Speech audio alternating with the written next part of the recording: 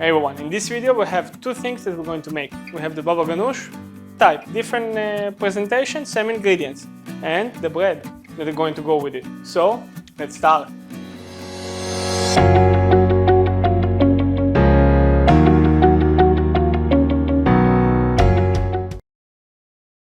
So in this video we're going to make a beautiful eggplant salad. Some people call it Baba Ghanoush because it's with tahini and everything, but this one is going to be a little bit different.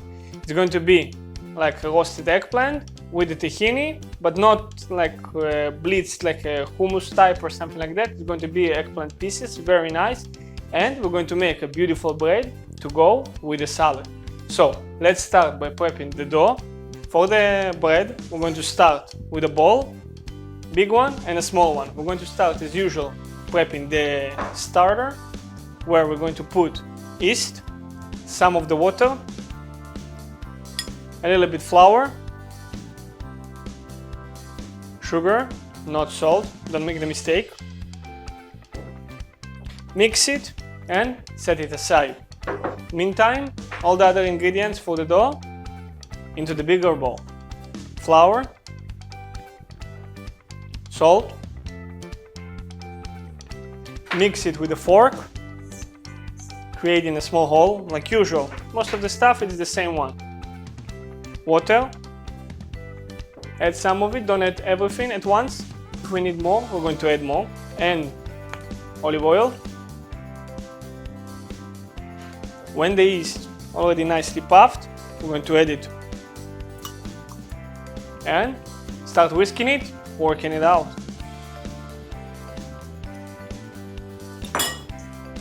Start with a fork, and when everything comes together, start with a hand.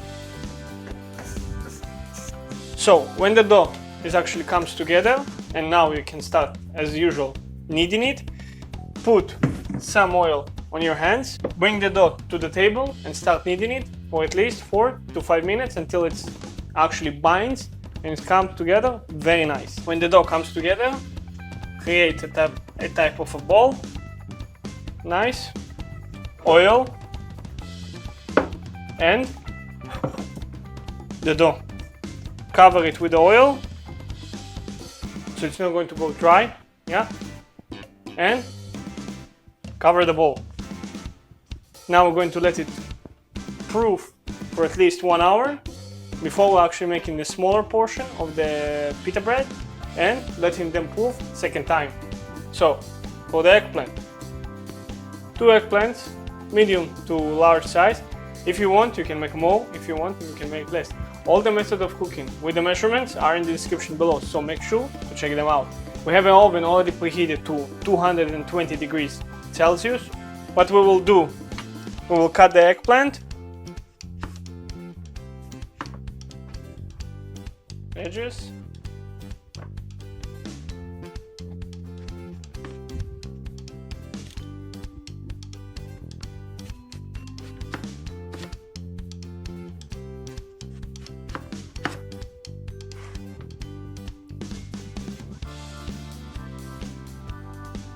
when you have the eggplants on a tray. Now, small bowl, we're using cumin and paprika to give it a color and to give it a nice taste. Mix them together in a bowl. Salt, pepper, and olive oil. We're going to mix all of this in a bowl and brush the eggplant with this. This way you don't need to drizzle the spices and you're not going to have all the spices not evenly spreaded. And you're saving on oil. Instead of frying it, instead of like making it greasy, make it a little bit more healthy, and it's still going to taste same. Mix all the spices with the oil and let's start brush the eggplant.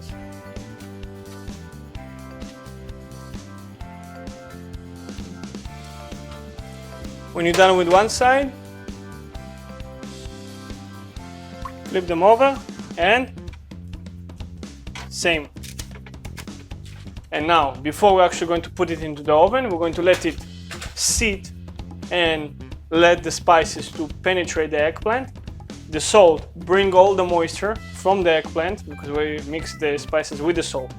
Bring all the moisture out. You will see some water liquids on top of the eggplant, and then we're going to put it into the oven, because the moisture and everything is going to force it to roast very nice, and you're going to have a very nice color, almost like you frying them in a regular oil, you know, but you don't. We're going to roast them in the oven for 20 minutes, 10 minutes on one side, 10 minutes on the other side, type of a steak, you know, because you have all the spices and you have all the steam is going to come out from the eggplant, and the bottom is going to be like type of mushy if you're not going to flip it at least one time. Make sure the oven is top and bottom grill, very nice and very hot. So let's start. So when the eggplant's already 10 minutes into the roasting process, take them out. Very nice color already. Fork and flip them to the other side, and you can see how nice the color is already. Carefully flip them over,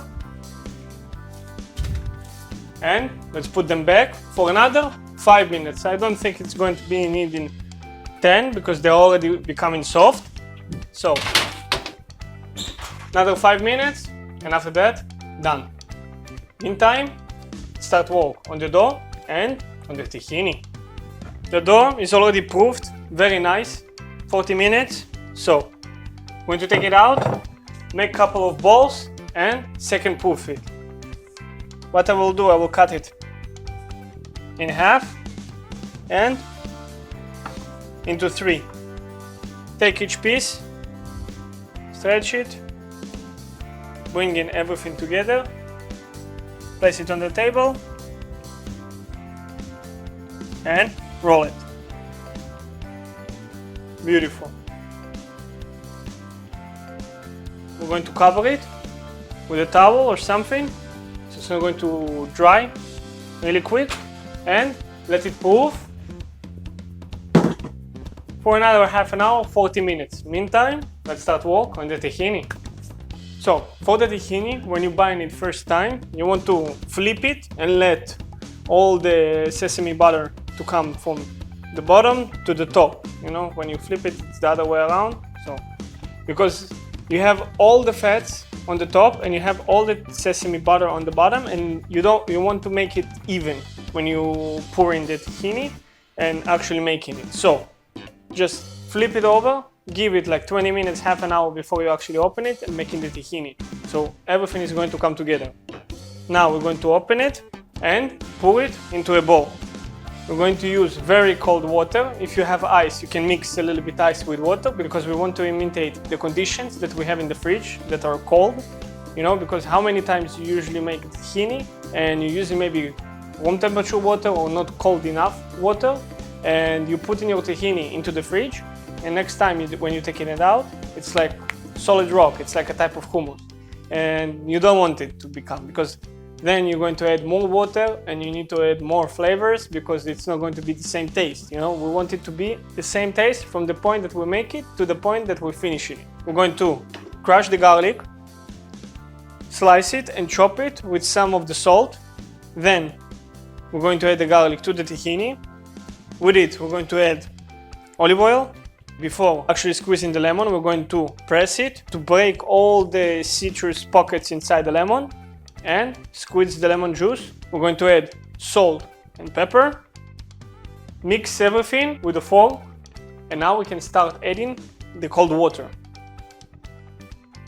So we're going to let it sit in the fridge. Meantime, let's open the pomegranate, take the seeds out, and start work on the bread. Pan 6 out of 9 electric stove power. We're going to make something to dress the bread after it comes out from the pan. A little bit olive oil, salt, and Zaatar. I'm going to leave you a link also for a nice Zaatar that I can find on Amazon, and you can use it also.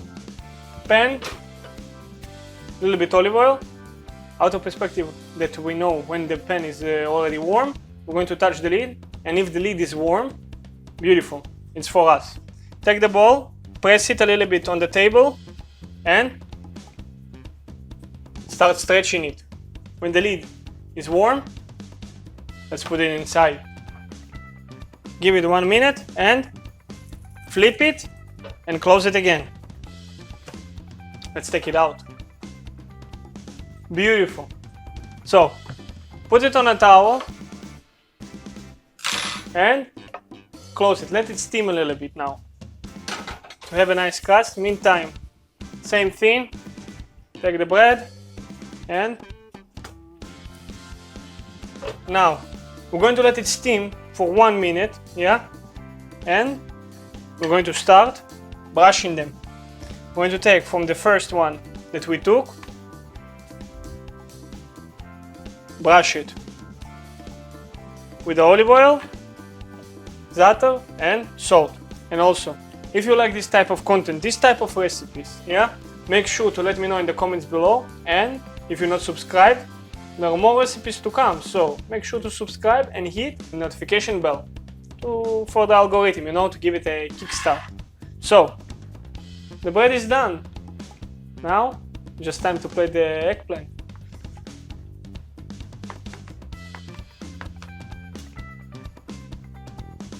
Now, tahini on top of the eggplants. And let's finish with drizzle of olive oil, pomegranate, parsley. Beautiful. And this is how you make amazing Baba Ghanoush. Different version, different style, same ingredients. And bread to enjoy it with. So make sure to let me know what you think about this recipe in the comments below. Also, if you like this type of recipes, I already told you, make sure to hit the subscribe button and the notification bell because more of those recipes are coming up every week. Thank you very much for watching. I'm Andrei. This is ThinkOFood.